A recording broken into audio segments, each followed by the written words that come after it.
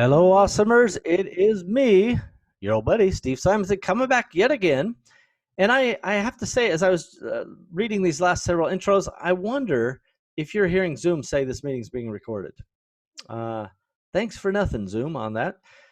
If you are hearing it, my apologies. We will allow you to hear it further because I just don't have the technology to go around it at the point. But listen, you've already figured it out. You're listening to the awesomers.com podcast episode. What you may not know is it's episode number 228. So all you have to do is go to awesomers.com/228 and you can check out show notes, details, etc., etc. And there's often a link or three that you can click on and maybe learn more about how to improve your business, learn as a manager, maybe even improve yourself. Now, we're still in the Axiom Mini Series. It turns out, by the way, there's 26 axioms that I've written down, and they're not ranked entirely. Like Axiom 0 for sure is the most important one, but the others are not really ranked. They're just kind of like, as they come up, I just added another number. And today we're on Axiom 13, so we're halfway through, everybody. Or perhaps this is the backside of that half. And Axiom 13, it might sound like it's unlucky, right? 13 in Western culture often considered an unlucky number. And so that's why it's appropriate for this very important axiom. We're going to talk about it here in 1 second. Axiom 13 is avoid the opposite of good. Now, again, this may sound silly, and it may sound, kind of like, yeah, avoid the opposite of good. That's the bad stuff. Avoid the bad. Yeah, who doesn't do that?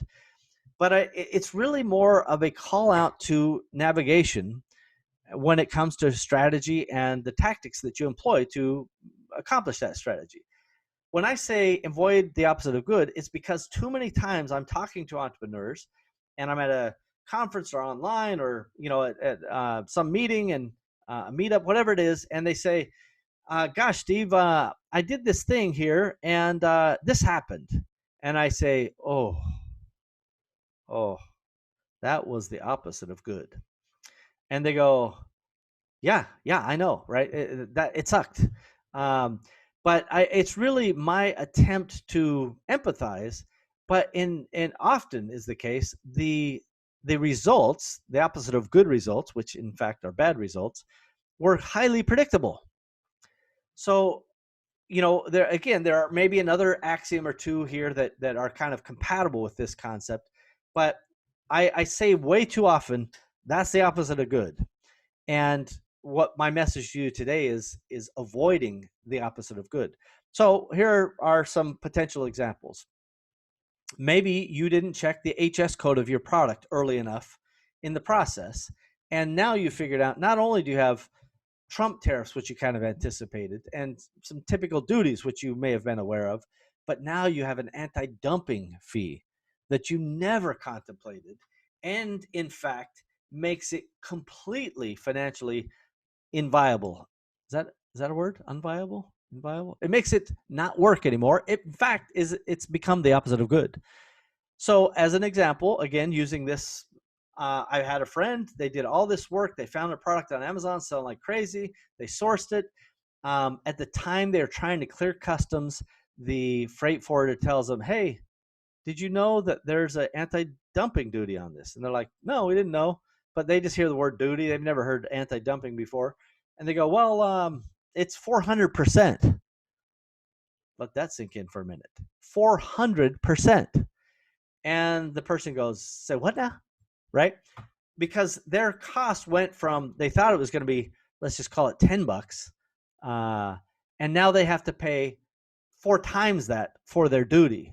So now it's a total of 5 times the original price, right? So, and by the way, that doesn't necessarily exclude Trump tariffs or other tariffs.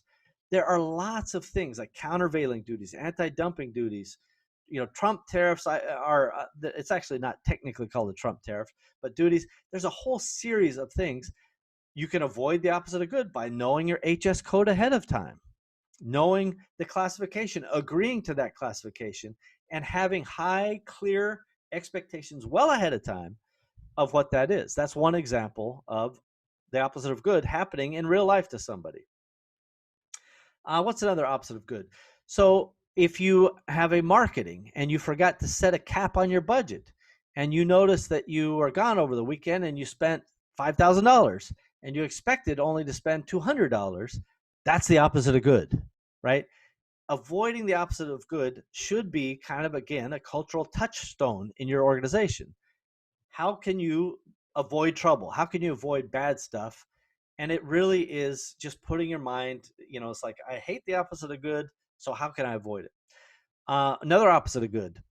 I hired somebody. I didn't bother to do reference checks. I didn't bother to check their credentials. I didn't even bother to interview them well.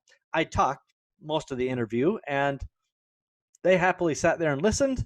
And maybe even if you did check the references and you did some things, but you didn't interview them well, and it turns out they're not a good fit for your company, and it's bloody clear, a week or two into the outfit, right, or in the engagement. So a week or two after they're hired, you can see it is not working out, and now you're playing back in your head, oh, remember when I talked for an hour and they just shook their head and said, yeah, that sounds good, yeah, I can do all that, yeah, I'm really good with that. Well, that's your fault, right? Because you did not avoid the opposite of good. You were excited about the opportunity, you're excited about the company, and you forgot your main job in an interview is to listen, and to ask questions and make inquiries and listen and determine, do they have the skills, first and foremost, but do they have the cultural fit, secondarily, and almost as important as the skills, right? It's actually, in many ways, and there are companies who live by this, it's easier to teach skills, most skills, or some skills anyway, than it is to teach cultural fit. So Southwest Airlines hires purely on cultural fit. If you've ever flown in the United States, Southwest Airlines, you will see how they hire is unique and different, and all of their flight attendants are fun and happy and nice. That's not how American Airlines or United Airlines hires flight attendants. They're hired a completely different way, and the results speak for themselves. And by the way, no matter what airline you fly, I'm not endorsing Southwest. In fact, they're not my primary airline, but Southwest profits, Southwest customer retention, right, and happiness, Southwest, operational execution, how fast they turn airplanes, Southwest safety, every single one of those, they outrank all the other guys. And it's because they started at the top by avoiding the opposite of good, right? They avoided bad hires. They avoided hiring mean people. They avoided hiring people that don't like people, right? I've been on so many airplanes and in so many airports or hotels or restaurants where the people dislike other people. And I'll be candid, I'm not a huge fan of the people, right? I love awesomers, right? That's my people. Those are my people. But there are a lot of people I can't vibe with. I just can't get there. And so I'm not a people person in that respect.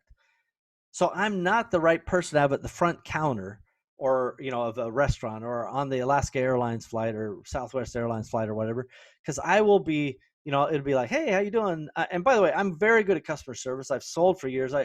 It's not that I lack the ability to build the skill. I'm just not inherently the best at it. Now, because when I've sold and customers, like me, and I tell the truth, they find me to be genuine, authentic, I can kind of push through all that. And I'm especially fond of people who are trying to give me money, right? So that we can find our way. But I cannot just sit on a customer service line or do something where there's no kind of relationship being built, because I'm just not a people person. So don't hire me to do that job. That is avoiding the opposite of good. Your financials. Maybe you have not engineered your financial statements. I know most of the entrepreneurs that are in the e-commerce space, and certainly in the Amazon FBA space, Shopify space, Etsy space, eBay, a lot of you guys, Wayfair, everybody, very few of you know your chart of accounts, and you don't know how to engineer your chart of accounts so that you can actually effectively manage the business. And I would just tell you, you're not avoiding the opposite of good. Aha, see, I roped you right into Axiom 13. It's a trap. You are indulging kind of your own either insecurity with finance or perhaps even lack of skill in finance, and you're not maximizing the chance to make that scorecard. You remember an earlier axiom, no score, no game. By making your chart of accounts speak information instead of just being numbers on a page. You can change the trajectory of your business, right? That is one way to avoid the opposite of good. There are lots and lots of choices you make in the business. And, we've talked about avoiding negative outcomes and so forth, even in other axioms. But I want you to just memorize this phrase: the opposite of good, I don't want it, so I'm going to avoid it. It's just another way of shaking that paradigm of normal and saying, what do I want? I want this result. What don't I want? I don't want that result. And then engineering the outcome. It doesn't matter if it's a person-to-person process or a written process, or even indeed a systemic process running in your computers or your systems or what have you. All of it should be done with the intention of avoiding the opposite of good. Have I convinced you? Maybe I have, maybe I haven't. I don't know. I was avoiding the opposite of a good episode here today, everybody.